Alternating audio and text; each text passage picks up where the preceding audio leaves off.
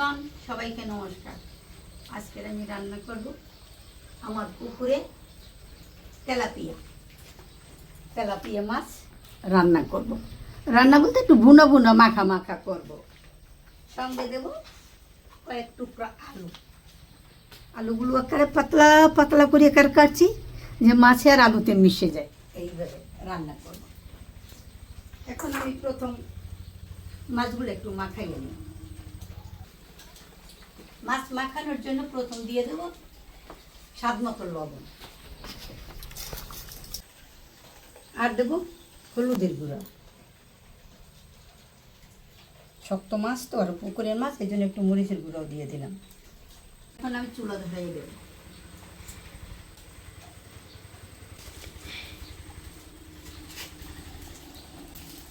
এখন ধরছে, আমি এখন কড়াইটা চুলোর উপর দিয়ে দেবো। কড়াইও গরম হয়েছে, আমি এখন দিয়ে দেবো মাছ ভাজার জন্য সরিষার তেল।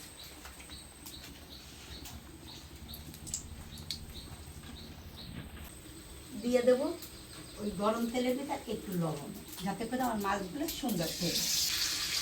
এখন আমি মাছগুলো রেখে নেব।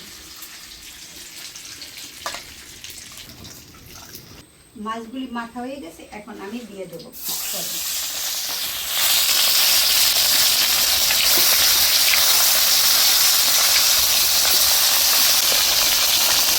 মাছগুলি ভাজা হয়ে গেছে, এখন আমি তুলে নেব।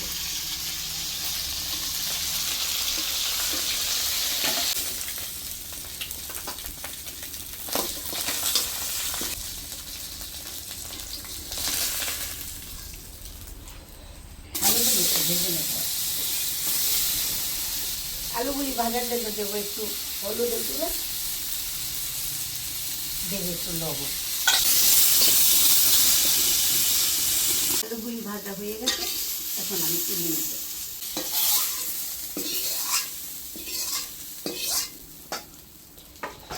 এখন আবার দিয়ে দেব মাছ রান্না করার জন্য সরিষার তেল। দেব দুইটা তেজপাতা, আরও দেব দুটো শুকনো মরিচ, দেব 3 পিস দারচিনি, আর দেবো কয়টা জিরা। এটা ভাজা হইতে হইতে আমি মশলাটা মিক্সড করে নেব। প্রথম দেব আমি পেঁয়াজ বাটা, সঙ্গে থাকবে কয়টা কাঁচামরিচ, এই থাকবে জিরা আর ধনিয়া চাইলে বাটা। সঙ্গে দেব পরিমাণ মতো হলুদের গুঁড়া, আর দেব মরিচের গুঁড়া, দেব স্বাদ মতো লবণ। এখন এটা আমি জল দিয়ে মিক্সড করে নেব। মিক্স করা মশলাটা ঢেলে দেব।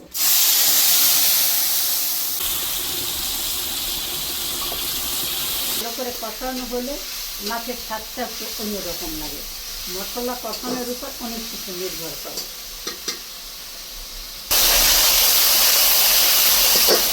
কষানো হয়ে গেছে, মশলা কষানোর পরে দেখেন মশলা থেকে তেলটা গা থেকে ছেড়ে গেছে, তেলটা উপরে ভাজছে।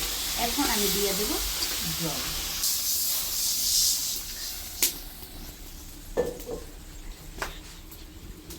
উঠলেই উঠছে, টক করে ফুটতেছে। এখন আমি মাছগুলি এবং আলু একই সাথে দিয়ে দেব।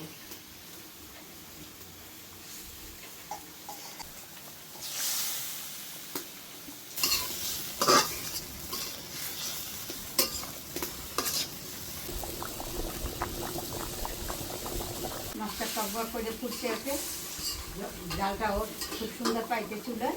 এখন আমি কি করে একটু ঢেকে দেবো, কড়া দিয়ে ঢেকে দিয়ে আস্তে আস্তে আমি রান্না করি।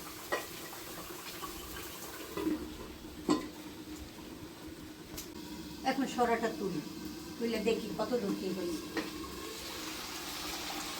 এখন আমি নামাবো।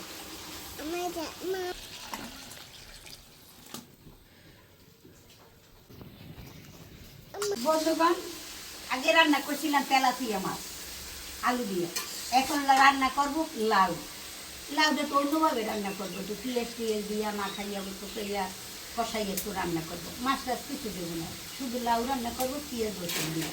দেখেন আমি রান্না করি, দিয়ে দেবো সরিষার তেল, লাউ তো বেশি তেল দেবো না, তেলে তেলা তেলা দেবো একটা শুকনো মরিচ, সঙ্গে দেবো পেঁয়াজ কুচি, 2-3টে কাঁচামরিচ। পেঁয়াজটা হইতে দিয়ে দেবো, পেঁয়াজের ভিতরে একটু লবণ দিলে পেঁয়াজটা তাড়াতাড়ি নরম হয়ে যাবে। দিলাম একটু লবণ, দিয়ে দেবো হলুদের গুঁড়া, অল্প একটু মরিচ,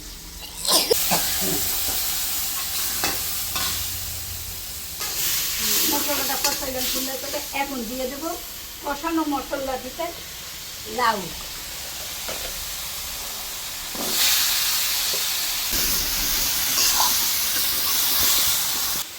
এখন দেবো একটু কড়া দিয়ে দিতে, লাউ দিয়ে যখনই জল বাইরে যাবে তখনই আমি অন্য জল দেবো। লাউটা কষানো হয়ে গেছে, ওই দেখুন লাউ থেকে জল বাইরে, এখন আমি দিয়ে দেবো জল।